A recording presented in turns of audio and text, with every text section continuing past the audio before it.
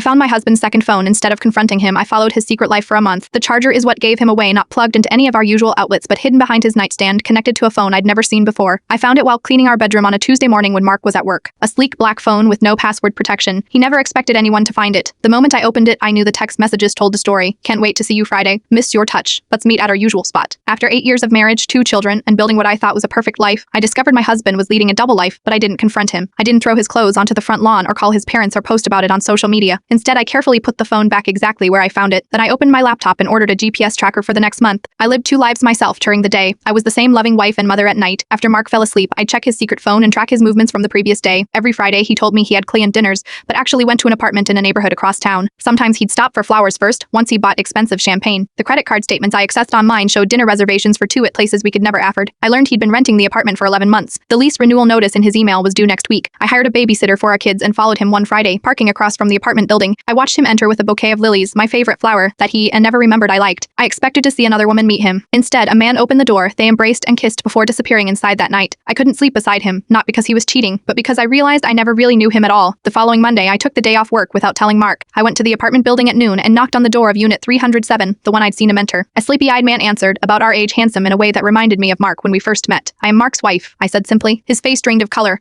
He said you were separated, that you were just living together for the kids. That's interesting, I replied, especially since he just booked our 10-year anniversary trip to Hawaii last week. We talked for 3 hours. His name was James. They'd met at a conference last year. Mark had constructed elaborate lies for both of us. When Mark came home that evening, I was sitting at the kitchen table with his second phone, the GPS tracker, and printed copies of his text messages laid out neatly. Mark collapsed into a chair, his face ashen. I can explain. I am not angry that you are gay, I interrupted. I am angry that you've lied to me for years, that you made me think I wasn't enough, that you are paying for an apartment while telling me we can't afford preschool for our daughter. I've already called the lawyer, I continued. I am keeping the house. You are paying for the kids' education, and I forwarded all your messages to your parents and mine, so don't bother spinning this. I stood up. James is nice, by the way. He deserves better too. I left Mark sitting there and drove to my sister's house with our kids. The next day, I changed all our bank passwords and filed for divorce. Sometimes the most devastating betrayal isn't who they love instead of you. It's that they made you live in a lie.